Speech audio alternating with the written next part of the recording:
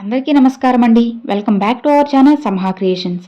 ఇక ఈరోజు వీడియో ఏంటి అంటే, ఆడవారు కాస్త సమయం కేటాయించి ఈ చిన్న కొన్ని మాటలైతే వినండి ఫ్రెండ్స్, మీకు చాలా యూజ్ అవుతాయన్నమాట. నెలసరి తర్వాత ఏం చేయాలి, పుట్టింటి నుంచి ఎలాంటి వస్తువులు తీసుకోవాలనేది ఇప్పుడు మనం తెలుసుకుందాము. ఆడవాళ్ళను మహాలక్ష్మితో పోలుస్తారు. ఇల్లు బాగుండాలంటే ఆడవాళ్ళ చేతుల్లోనే ఉంటుంది. మన శాస్త్రాల్లో ఉన్న కొన్ని విషయాల గురించి ఆడవాళ్ళు ఖచ్చితంగా తెలుసుకోవాలి.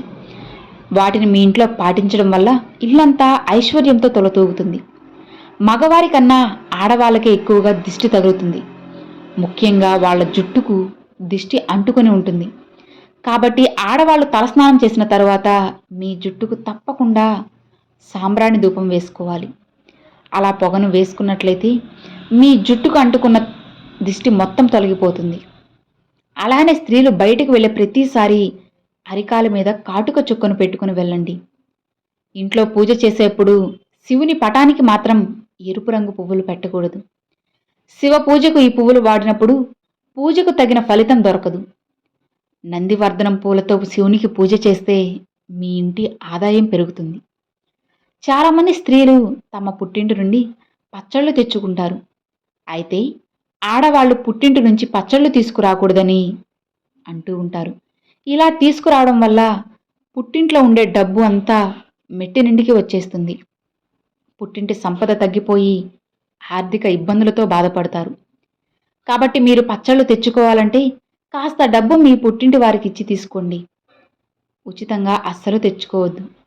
ఇక ప్రతి నెల స్త్రీలకు నెలసరి సమయం వస్తుంది. అయితే నెలసరి వచ్చిన 1వ రోజున, 3వ రోజున, 5వ రోజున తప్పకుండా తలస్నానం చేయాలి. నెలసరి సమయంలో తలస్నానం చేసేప్పుడు వేడి నీళ్ళతో మాత్రమే చేయాలి. చన్నీళ్లతో అస్సలు చేయకూడదు. ఇలా చేస్తే స్త్రీలకు అనారోగ్య సమస్యలు. ఇక నెలసరి పూర్తయిన తరువాత మీ చేతికి ఉన్న మట్టి గాజులను తీసేసి ఏదైనా చెట్టు దగ్గర పడేయాలి. ఎందుకంటే మీ చేతికి ఉన్న గాజులకు కూడా మైలు అంటుకుంటుంది. ఇలాంటి గాజులు వేసుకుని పూజలు అస్సలు చేయకూడదు. కాబట్టి నెలసరి అయిపోయిన తరువాత పాత గాజులను తీసేసి చేతికి కొత్త గాజులను వేసుకోవాలి. పెళ్ళైన ఆడవాళ్ళు ఖచ్చితంగా ఈ నియమాన్ని పాటించాలి. ఆడవాళ్ళు ఇలా చేస్తేనే మీ ఇంటికి మంచి జరుగుతుంది. పూర్వకాలంలో మన పెద్దవాళ్ళు ఇలానే చేసేవాళ్ళు. కానీ రాను రాను ఈ నియమాలు ఎవ్వరూ పాటించడం లేదు. ఇక ఎవరికైనా ఆడవాళ్ళకి మీ భర్త మరణించినట్లు కల వస్తే చాలామంది భయపడుతూ ఉంటారు. కానీ భర్త చనిపోయినట్టు వస్తే అది చాలా శుభప్రదం. దీని అర్థం ఏమిటంటే మీ భర్త ఆయుష్ పెరుగుతుంది. ఇలాంటి కళ్ళను అస్సలు ఎవరితో పంచుకోవద్దు. అలా చెప్తే మీ భర్తకు మంచిది కాదు. ఇక భార్యాభర్తలు కలిసిన తరువాత రోజున నిద్ర లేవగానే ఇల్లు మొత్తం తిరగకూడదు. అలా తిరిగితే మీ ఇంటి మైలు అంటుతుంది.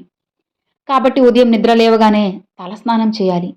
ఇలా తలస్నానం చేసేప్పుడు నీటిలో కొంచెం పసుపు వేసుకొని చేస్తే ఇంటికి ఎలాంటి దోషాలు ఉండవు. పెళ్ళైన ఆడవాళ్ళు మీ చేతుల మీదుగా ఎవరికి ఉప్పు ఇవ్వకూడదు. ఉప్పు ఎవరి చేతికైనా ఇస్తే మీ ఇంట్లో డబ్బు నిలవదు. సంపాదించిన డబ్బంతా ఖర్చయిపోతుంది. అలానే పొరుగింటి వాళ్ళు ఎవరైనా వచ్చి కొంచెం పెరుగు అడిగితే అస్సలు ఇవ్వకండి. ఇది చాలా పెద్ద తప్పు. పెరుగు అంటే లక్ష్మీ స్వరూపం. కాబట్టి ఎవరికైనా మీరు పెరుగుని అప్పుగా ఇస్తే మీ ఇంట్లో ఐశ్వర్యం ఉండదు. ఎప్పుడూ డబ్బు కష్టాలే ఉంటాయి. ఇక మనలో చాలామంది తలస్నానం చేశాక జుట్టు నీరు కారుతూ ఉంటుంది. మన జుట్టు నుండి వచ్చే నీరు ఇంట్లో అస్సలు పడకూడదు. ఇలా పడితే ఇంటికి దరిద్రం చుట్టుకుంటుంది. ఏ ఇంట్లో అయితే స్త్రీ కళ్ళలోంచి నీరు వస్తుందో ఆ ఇంట్లో డబ్బు కష్టాలు ఉంటాయి. కాబట్టి ఏ స్త్రీలు ఎప్పుడూ కూడా కంటనీరు పెట్టకూడదు. మన ఇంట్లో ఉన్న చీపురుని ప్రతి ఒక్కరూ నిలబెట్టి ఉంచుతారు. కానీ శుక్రవారం రోజున పొరపాటున కూడా చీపురును నిల్చోపెట్టకూడదు. అడ్డంగా పెట్టి ఉంచాలట. లేదంటే భార్యాభర్తల మధ్య గొడవలు ప్రారంభమవుతాయి. కాబట్టి శుక్రవారం ఒక్కరోజైనా సరే ఇంట్లో చీపురును నిలబెట్టకండి. అడ్డంగా పెట్టండి. మీకే మంచిది.